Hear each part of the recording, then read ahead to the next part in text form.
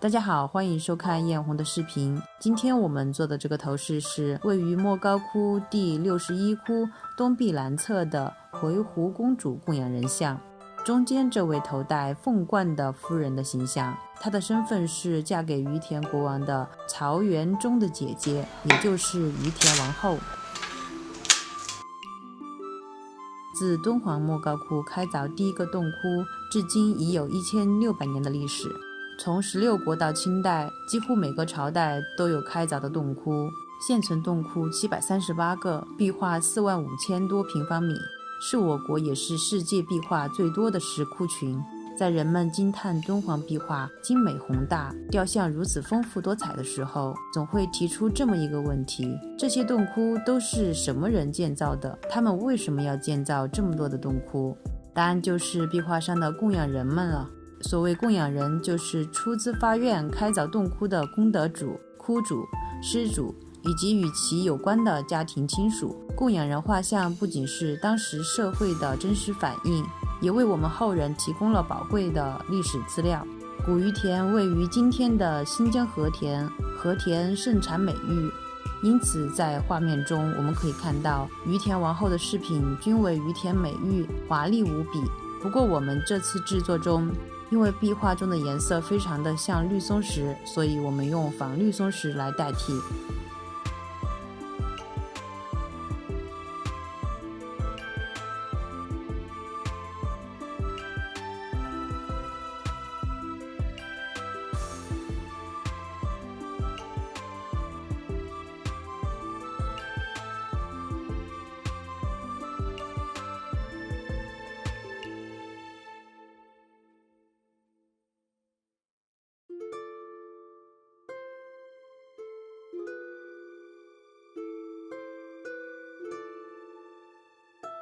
底座打好以后，我们就来制作今天的重点部分了，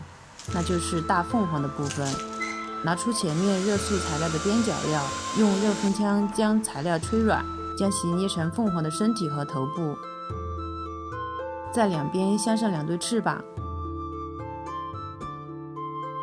再在表面贴上一层一层的花片，这里一定要一层一层顺滑的粘贴，不要粘贴的歪歪扭扭。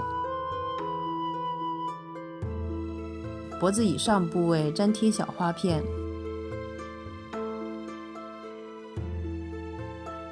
再拿出1对翅膀，绑上一层铜羽毛，并且在凤凰上也绑上铜羽毛，将绑好铜羽毛的翅膀绑在凤凰的最外层，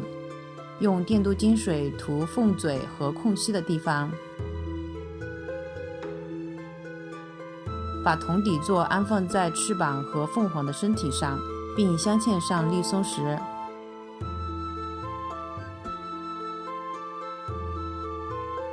安放好底座，将凤凰固定在底座上。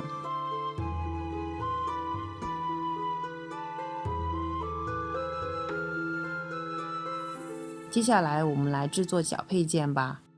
耳环部分是由2个圆环组成，下面连接上2个铜花片，再镶嵌上2个绿松石。凤簪部分将凤尾向内弯曲，连接上3条流苏。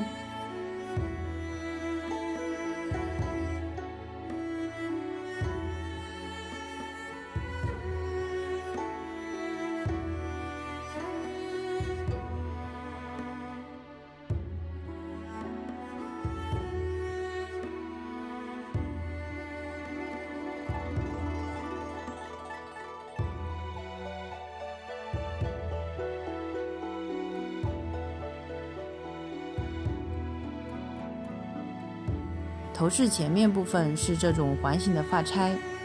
项链部分有4条。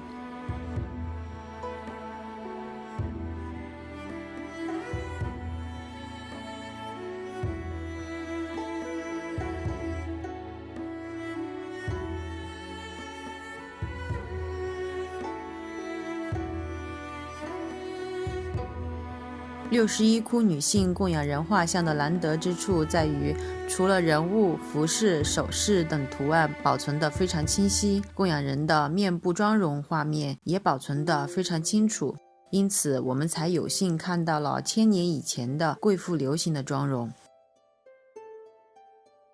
今天的模特小姐姐的黑眼圈比较的重，肤色不均匀，橙色来中和黑眼圈。鼻翼和唇周部分用这个较浅的遮瑕提亮一下，嘴角的这个地方长了一颗新鲜的痘痘，这里我们用贴近肤色的这个颜色来覆盖，最后我们再用这个贴近肤色的颜色再次覆盖我们刚刚调整过的黑眼圈部分。整个皮肤调整以后，我们再用粉底刷沾上薄薄的一层粉底，这种比较深的痘印和脸上的小痣可以用较浅的这种遮瑕进行一个提亮。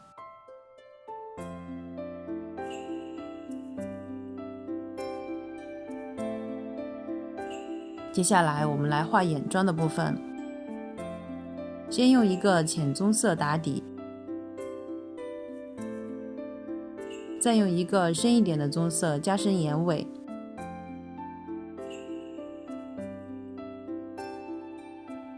睫毛夹翘后，在睫毛的根部刷上睫毛膏，贴近睫毛根部画一条细细的眼线，用更深一点的棕色眼影晕染眼线，这样可以加深眼影的层次，下眼影也做相应的衔接。眉毛的部分尽量画细，最好是细细的线的感觉，这里也对模特小姐姐手下留情了，没有修得特别的细。两边稍宽的地方再用肤色的遮瑕膏遮一下，在脸上画出月牙状的腮红。我们也可以看到有很多敦煌壁画绘制的贵妇画都是这样的妆容，比如我们以前做过的第一期敦煌供养人，其特色就在于脸颊上两道明显的腮红，以及面部各处的花紫面饰，在额头、脸颊、嘴角、眼角等部位绘制各种形态的图案，远看有一种零碎的感觉。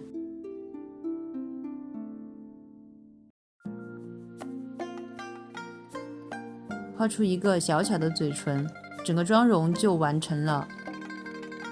最后不要忘了给脖子也打上粉底，做好衔接。接下来我们来做头发的部分，将3个假发包垫在前面，将前面预留的头发往后梳，盖住假发包，后面的头发往上梳，发尾盘在头顶。接下来我们来佩戴头饰吧。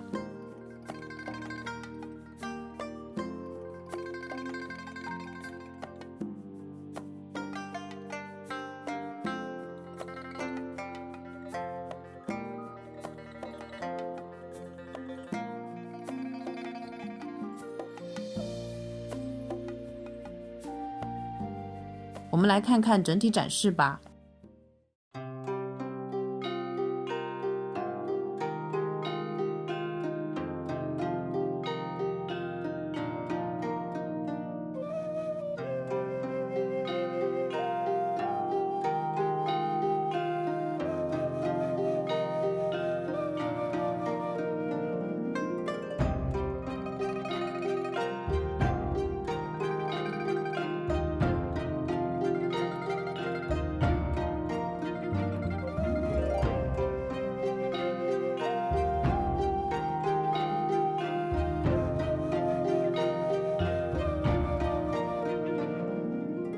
好了，本期的视频就到这里哦，我们下期再见，拜拜。